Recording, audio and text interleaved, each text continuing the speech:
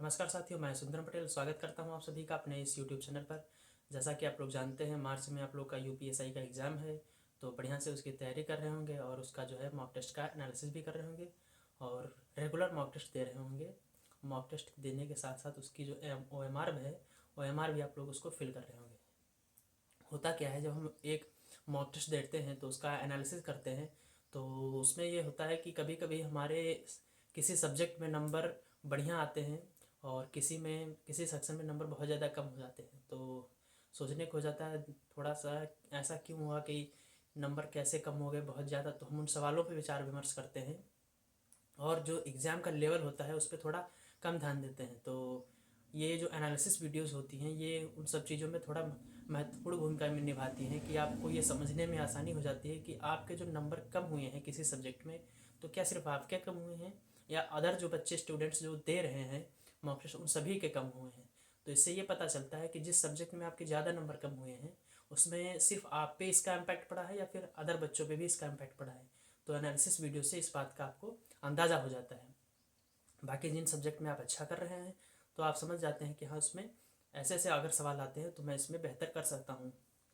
तो आज मैं टेक्स्ट बुक का जो टेस्ट सीरीज़ जिसने परचेज़ कर रखी होगी यूपीएसआई की, तो उसमें सिलेबस बेस्ड जो मॉक टेस्ट है तो उसका मैंने कल सॉल्व किया था 11वां नंबर का, क्योंकि 10 तो पहले आ चुके थे तो मैं सॉल्व कर चुका हूँ। तो 11वां वाला जो 11 से 15 तक खुले हैं, अभी खुले नहीं है सारे के सारे, 11वां वाला ओपन हुआ था तो ऐड हो गए हैं 5 और। तो 11वां वाला जो ओपन हुआ था तो मैंने कल उसको अटैम्प्ट किया था। तो उसमें मैं बात करता हूँ सब्जेक्ट वाइज मैं कितना स्कोर किया हूँ और उसमें ऑल ओवर मेरा कितना स्कोर हुआ है, आपका सिर्फ स्कोर क्या रह सकता है, OMR फिल करने के साथ साथ आपकी टाइमिंग लगभग क्या रहने वाली है। और हिंदी का आज लेवल अच्छा था, सवाल बढ़िया आए थे। तो सवाल हिंदी में ऐसा होता है, जो सवाल हमने पहले से प्रैक्टिस कर रखे हैं वो गलत होने के चांस बहुत कम होते हैं, और जो सवाल बिल्कुल नया होता है तो उसमें तुक्का भिड़ाना भी कभी कभी बहुत मुश्किल हो जाता है। तो आज की हिंदी में कुछ ऐसा ही था। और आज की हिंदी यानी कि मॉक टेस्ट जो यूपीएसआई का है, सिलेबस बेस्ड का 11 नंबर का, उसकी अगर मॉक टेस्ट में हिंदी की बात करूँ तो उसमें अगर आप 30 स्कोर कर रहे हैं, 30 या 31 स्कोर कर रहे हैं तो आप अच्छा कर रहे हैं, बढ़िया कर रहे हैं, क्योंकि 30-31 क्वेश्चन करने लायक थे और बढ़िया से। बाकी जो अदर क्वेश्चन थे 7 से 8 या 8 से 9 क्वेश्चन थे, वो एडवांस लेवल के थे, यानी कि थोड़े से टफ थे। और जिसने बढ़िया से गहराई से पढ़ रखा होगा हिंदी को, वो उस क्वेश्चन को सॉल्व कर सकता है। और साहित्य में भी थोड़े से बढ़िया सवाल थे। और मैथ्स की बात करूँ तो मैथ्स आसान थी, मैथ्स में मेरा 37 स्कोर हुआ है। और अगर आप मैथ्स में ठीक ठाक कर रहे हैं तो फिर 36 सवाल आप इसमें कर सकते हैं, यानी कि मैथ्स में सेफ स्कोर की बात करूँ तो आप 36 सवाल अगर आप कर रहे हैं तो ठीक कर रहे हैं। और बात करें रीजनिंग की, तो रीजनिंग मैथ्स से थोड़ी सी टफ थी, और लेकिन फिर भी बहुत ज़्यादा टफ नहीं थी। तो बात करें इसमें रीजनिंग में मेरा तो 36 बना हुआ है, अगर आप इसमें सेफ स्कोर की बात करें तो 35 से 36 ही अगर आप इसमें कर रहे हैं रीजनिंग में तो आप ठीक कर रहे हैं। और अगर रीजनिंग में मैं बात करूँ, कुछ ये टॉपिक्स जो बढ़िया से आपको प्रिपेयर कर लेने चाहिए, तो कथन कार्रवाई, कथन पूर्ण धारणा वाले सीटिंग अरेंजमेंट के जो आते हैं, वो चाहे फिर राउंड टेबल का हो या फिर किसी दिशा में एक लाइन में बिठाने वाले हो, या फिर जो डिब्बे एक के ऊपर एक लगाए जाते हैं, या फिर जो फ्लोर होते हैं एक के ऊपर फ्लोर पे कोई ए बैठा है कोई बी बैठा है, इन सब सवालों पे आप बढ़िया से प्रैक्टिस कर लीजिए। ये सवाल जो होते हैं अच्छे होते हैं और इसमें थोड़ा सा टाइम लगता है, तो अगर आप प्रैक्टिस कर लेंगे तो आपको इसमें थोड़ा सा टाइम कम लगेगा। इन चीज़ों का बहुत बड़ा इम्पैक्ट पड़ता है। तो अगर आप रीजनिंग में 35 से 36 कर रहे हैं तो आप ठीक कर रहे हैं। और जीएस की बात करूँ तो जीएस में मेरा 28 बना हुआ है। और जीएस में थोड़ा बताना मुश्किल हो जाता है कि कितना आपको स्कोर करना चाहिए, लेकिन इसमें पॉलिटी का और मूल विधि का अहम रोल है 16 और 8 नंबर के हिसाब से, तो इसमें थोड़ा सा गेस लगाना आसान हो जाता है। तो अगर आप इसमें जीएस में करीब 25 सवाल आराम से कर रहे हैं तो ठीक सवाल कर रहे हैं, क्योंकि 25 एक ठीक स्कोर इसमें माना जाएगा। जिस हिसाब का जो पेपर आया था उसमें 25 सवाल करने लायक थे, मेरा इसमें स्कोर 28 हुआ है। और अगर आप बात करते हैं इसमें टोटल स्कोर की, तो मेरा इसमें हुआ है 130 सवाल, और यानी कि 325 नंबर मेरे स्कोर हुए हैं।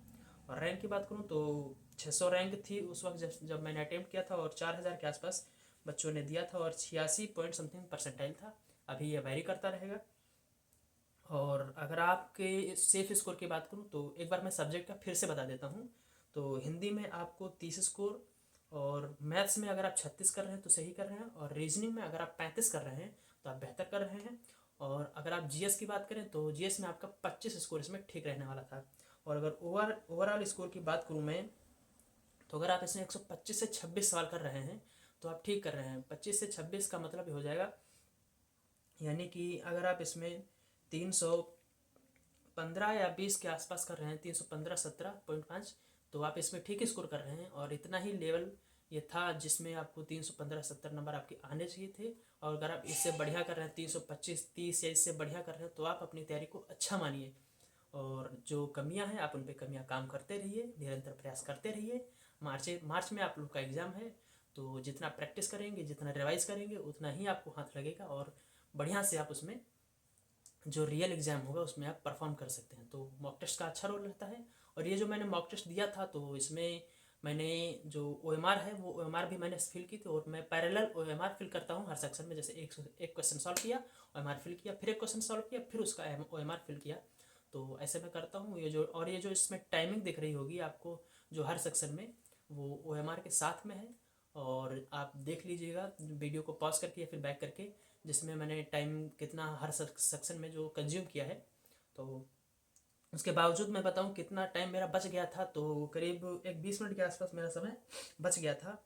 और मैथ्स में मेरा बताऊं तो जब मैथ्स में लेवल ठीक रहता है, बहुत ज़्यादा टफ नहीं आता, तो मेरा 40 से 45 मिनट के बीच में मेरा समय लगता है। और रीजनिंग में मेरा 30 से 35 मिनट के बीच में समय लगता है। और हिंदी और जीएस का कंबाइंड मैं बताऊं, क्योंकि मैं बहुत तेज़ी से इनको करने का प्रयास करता हूँ। पहले वाले सेक्शन को जितना जल्दी मैं इसको कवर कर पाऊँगा 20 मिनट के अंदर या फिर 25 मिनट के अंदर मैं कवर कर पाता हूँ, तो बहुत ही प्रयास करता हूँ। तो मैं 20 से 21 मिनट में इसको कवर करता हूँ, क्योंकि गोला भरना होता है और ऐसे क्वेश्चन को सॉल्व करना होता है। तो हिंदी और जीएस में थोड़ा टाइम लग जाता है, लेकिन लोग कहते हैं कि हिंदी में 8 मिनट में मेरी हो जाती है, 10 मिनट में हो जाती है। तो अच्छी बात है, आप लोग की प्रैक्टिस होगी।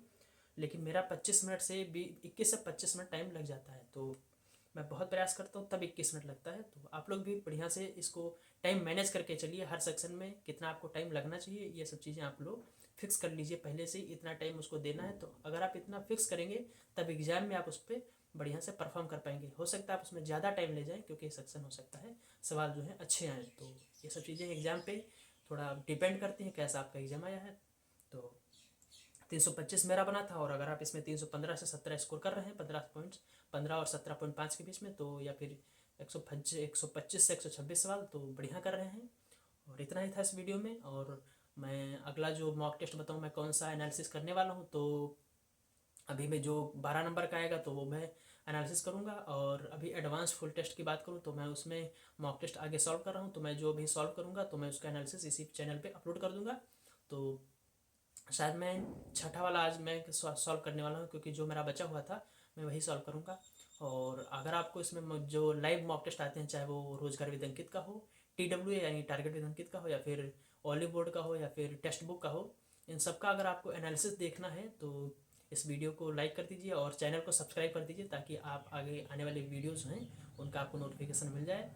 तो इतना ही था इस वीडियो में। तब तक के लिए नमस्कार, जय हिंद, जय भारत।